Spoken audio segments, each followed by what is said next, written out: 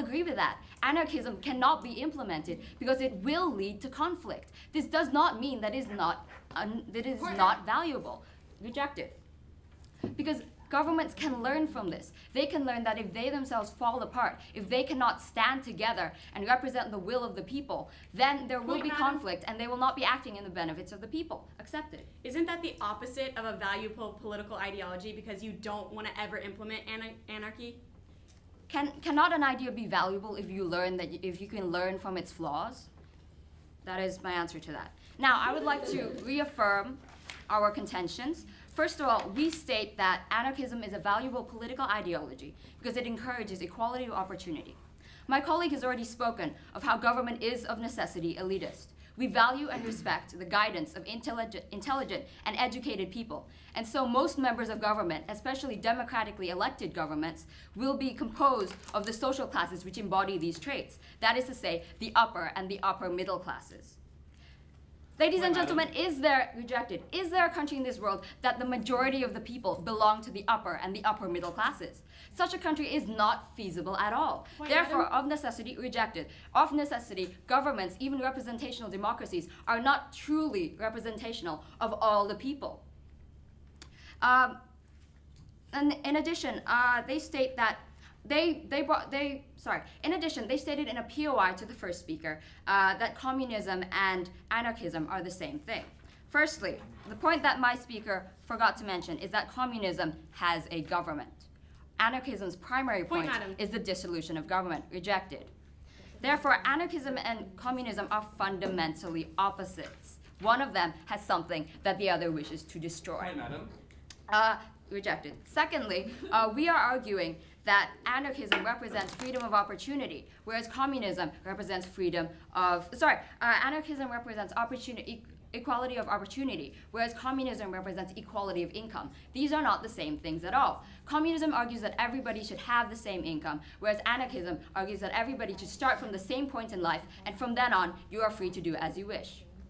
Our second contention is that governments can learn from the ideology of anarchism. It does seem strange to say that governments can learn from an ideology which purports to dissolve all forms of government and can never actually be implemented. However, we can learn from the benefits of this ideology. Anarchism purports that all people are equal, and governments do need to remember this. Anarchism also has its flaws in that it does lead to conflict, and governments can also learn from this because they need to know that if they stand together, they can prevent this kind of thing from happening, and they can maintain the trust and the faith of their people.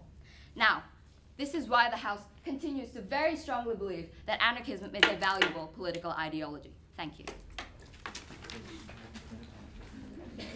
The next team has 1 minute to approach the podium. Judges, the time is 6:02.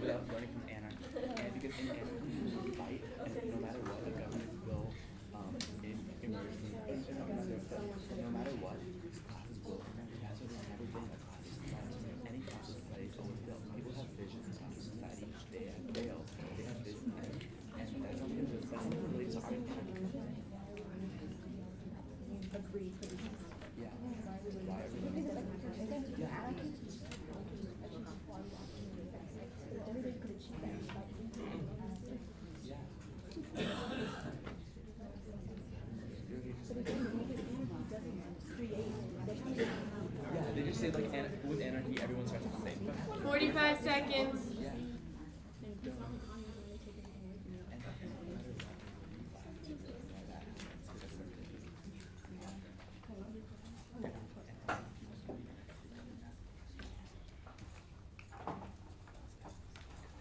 Your minute is over. Good morning, ladies and gentlemen. So now we're halfway through the debate, and there's obviously a clash between definitions still, and we as the opposition firmly believe that an ideology is not the same as a philosophy.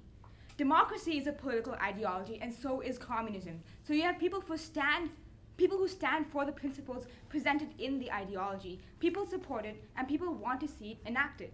So what is the purpose of creating a political ideology? Well, it's a collection of philosophers and politicians who create a system that they want to ideally see implemented. People who create political ideologies ideally want to see this system implemented. This is why it's not just a collection of ideas, but something that must be realistically applicable. You see, you don't create things that you know will not work, because what will you learn from something that you know will not work?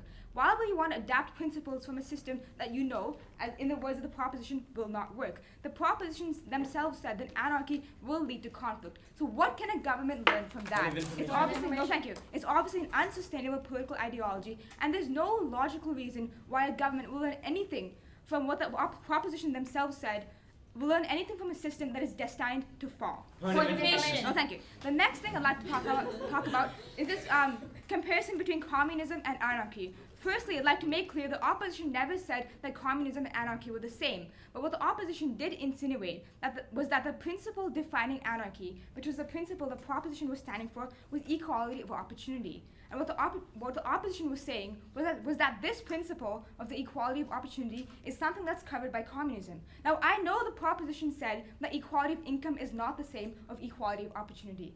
But let's think about this. Do people who have different incomes really have the same opportunities? No. Communism too reinforces this idea of equality of opportunity. And therefore, since this principle is something that's encompassed by this ideology, this supposedly realistically applicable ideology of anarchy, there's no use for us to believe in anarchy, because communism is, well, some can debate, a realistically applicable ideology that already covers this. This is why it's not valuable. Yes, ma'am.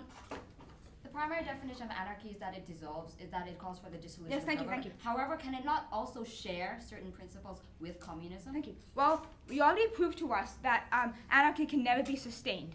And it has the same principle as communism. So why is it valuable? We're not learning any new principles from this ideology, and it's never going to be realistically applicable. So what's the point of anarchy, when we already have communism that has the beneficial principles that the proposition is attributing to? No, thank you. No, thank you. No, thank you. The next problem I'd like to talk about is this whole comparison between atheism and anarchism. You see, there's a fundamental difference in this. The first thing is, atheists are people. People on a personal level can choose whether or not to believe in a religion. But how does anarchism work? No, thank you. People can be anarchists, but anarchy is really only realized when the whole government is anarchist. And when there has been no government that has been successfully been anarchist, how can we learn from this? There is no parallel between atheism and anarchism, because atheism does exist on a personal level, but anarchy has never successfully existed. The next point I'd like to bring up is this whole concept of an elitist government that the proposition has brought up. Well, yes, we as the opposition must admit that there have been cases where governments have been unsuccessful in their goals, which is why we as the opposition do support a democratic government, because there are examples of government where they're not elitist and they have had a fair share of goals and have equally helped the citizens. But the problem here is the proposition here must stand for anarchy. So they never told us, how does anarchy fix an elitist government? What principles from anarchy can we draw from that are realistically applicable that can fix an elitist government? The proposition has simply brought up a problem, but they've never really told us how to solve it. And we as the opposition, in our first contention, have told you that the government, because of certain parameters, like a forum for where factions can compromise and a forum where people can debate, these principles can help solve an oppressive elitist government, not the total lack of a government. Finally, the point I'd like to bring up is that a government cannot simply learn from reading words off a doctrine of anarchy, which firstly is controversial, because what is a government supposed to learn from a doctrine that advocates the lack of a government? That really is paradoxical. No, thank you. The next thing is actions speak louder than words. If a government can actually see benefits of anarchy after it's been realistically applied, then it may be valuable. But if it's simply words on a doctrine that have never been applied, and in the words of proposition never can be applied, what can the government learn from this, and why is this valuable? Something that's valuable is something that you want.